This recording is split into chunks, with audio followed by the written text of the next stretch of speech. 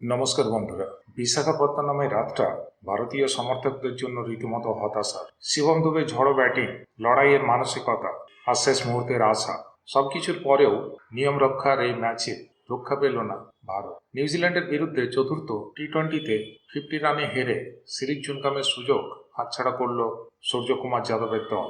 ম্যাচের শুরুতেই টস জিতে বোলিংয়ের সিদ্ধান্ত নেয় ভারত, কিন্তু নিউজিল্যান্ডের ওপেনার টিম সেইফার্ট প্রথম বল থেকে আগ্রাসী মেজাজে ব্যাটিং শুরু করেন। ডেভন কনওয়ে ধীরে শুরু করলেও সেইফোর্টের ব্যাটে দ্রুত রান উঠতে থাকে। পাওয়ার প্লেতেই 71 রান তোলে নিউজিল্যান্ড। ভারতীয় বোলারদের মধ্যে কুলদীপ যাদব কিছুটা নিয়ন্ত্রণ আনলেও হর্ষিত রানার খরচে বোলিং আবার চাপ বাড়িয়ে। মাঝের ওভারে কনওয়ে ও রাচিন রবীন্দ্র ফিরলেও সেইফার্টের 62 রানের ঝড় এবং শেষ দিকে ড্যারিল মিচেলের বিধ্বংসী ইনিংস নিউজিল্যান্ড 20 ওভারে 7 উইকেটে তোলে 215 রান। লক্ষ্যটা ছিল কঠিন কিন্তু অসম্ভব নয়, অথচ রান তাড়া করতে নেমেই ধাক্কা খায় ভারত। প্রথম বলেই অভিষেক শর্মা আউট। কিছুক্ষণের মধ্যেই সূর্যকুমার যাদবও ফিরে। তখন সুযোগ ছিল স্যামসনের সামনে নিজেকে প্রমাণ করার, কিন্তু আত্মবিশ্বাসের অভাব স্পষ্ট হয়ে ওঠে তার ব্যাটিং। 24 রান করেও ইনিংস বড় করতে পারলেন না তিনি। একের পর এক উইকেট পড়তে থাকায় ম্যাচ কার্যত হাতছাড়া হওয়ার পথে। ঠিক সেই সময় 4 নম্বরে নামা রিঙ্কু সিং কিছুটা লড়াই করলেও চাপ সামলাতে পারেন। এরপরে মাঠে নামেন শিবম দুবে, আর তখনই বদলে যেতে শুরু করে ম্যাচের ছবি। ঈশ্বরদীর 1 ওভারে 29 রান তুলে মাত্র 15 বলে অর্ধশত রান করেন শিবম।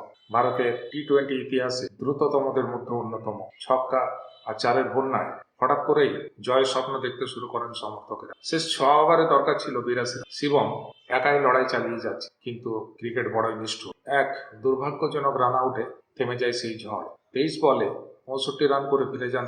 তার বিদায়ের সঙ্গেই কার্যত শেষ হয়ে যায় ভারতের আশা। এরপর আর কেউ দাঁড়াতে পারেন। 18.3 ওভারে 165 রানে অল আউট হয়ে যায় ভারত।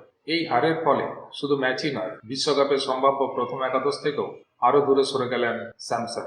অন্যদিকে শিবম দুবে প্রমাণ করলেন সুযোগ পেলে তিনি একাই ম্যাচ ঘুরিয়ে দিতে পারেন। তবে শেষ পর্যন্ত প্রশ্ন থেকেই যাচ্ছে, দল নির্বাচন, ব্যাটিং ব্যর্থতা আর চাপের মুহূর্তে ভুল সিদ্ধান্তই কি ভারতের এই হারের মূল কারণ? সামনে বিশ্বকাপ, তাই এই হার থেকে শিক্ষা নিয়ে দ্রুত ঘুরে দাঁড়ানোই এখন সূর্যদের সবচেয়ে বড় চ্যালেঞ্জ। অবশ্য এ বিষয়ে আপনি কি মনে করেন? আপনার মতামত অবশ্যই কমেন্ট বক্সে